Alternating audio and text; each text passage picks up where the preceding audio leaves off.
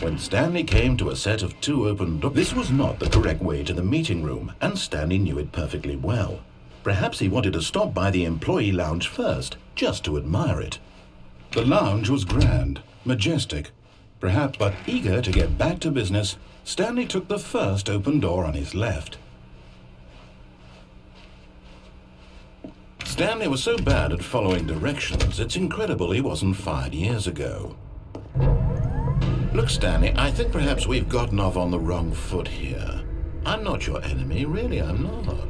I realize that investing your trust in someone else can be difficult, but the fact is that the story has been about nothing but you all this time. There's someone you've been neglecting, Stanley.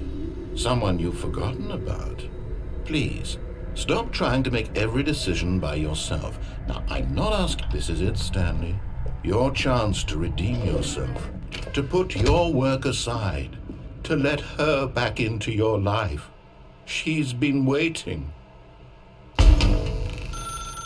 That's her, Stanley.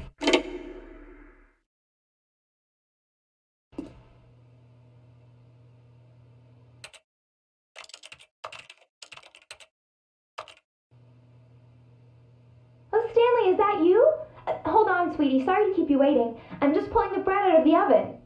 All right. Okay, there we go. All right, now, I want you to come in and tell me all about your day. Gotcha. Oh, come on. Did you actually think you had a loving wife who'd want to commit their life to you? I'm trying to make a point here, Stanley. I'm trying to get you to see something. Come inside. Let me show you what's really going on here. This is a very sad story about the death of a man named Stanley. Stanley is quite a boring fellow.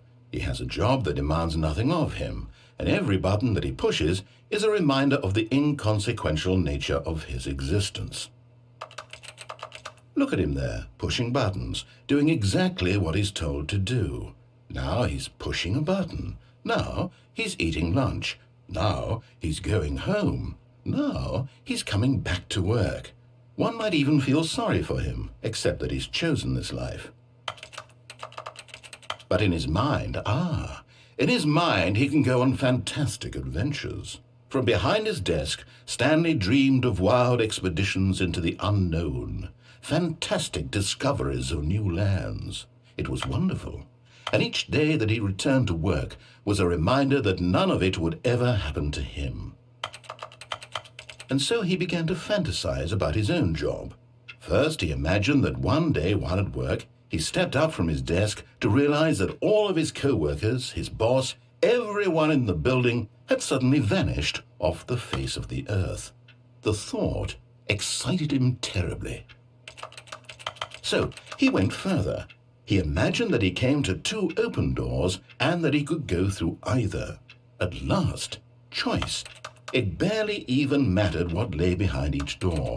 The mere thought that his decisions would mean something was almost too wonderful to behold. As he wandered through this fantasy world, he began to fill it with many possible paths and destinations. Down one path lay an enormous round room with monitors and mind controls. And down another was a yellow line that weaved in many directions. And down another was a game with a baby. And he called it the Stanley Parable. It was such a wonderful fantasy, and so in his head he relived it again, and then again, and again, over and over, wishing beyond hope that it would never end, that he might always feel this free. Surely there's an answer down some new path, mustn't there be? Perhaps if he played just one more time. But there is no answer. How could there possibly be? In reality, all he's doing is pushing the same buttons he always has. Nothing has changed. The longer he spends here, the more invested he gets, the more he forgets which life is the real one. And I'm trying to tell him this, that in this world he can never be anything but an observer, that as long as he remains here, he's slowly killing himself. But he won't listen to me. He won't stop. Here, watch this. Stanley, the next time the screen asks you to push a button, do not do it. You see? Can he just not hear me? How can I tell him in a way that he'll understand that every second he remains here, he's electing to kill himself? How can I get him to see what I see? How can I make him look at himself? I suppose I can't, not in the way I want him to. But I don't make the rules. I simply play to my intended purpose, the same as Stanley. We're not so different, I suppose. I'll try once more to convey all this to him. I'm compelled to. I must. Perhaps, well, maybe this time he'll see. Maybe this time. And I tried again, and Stanley pushed a button. And I tried again, and Stanley pushed a button. And I tried.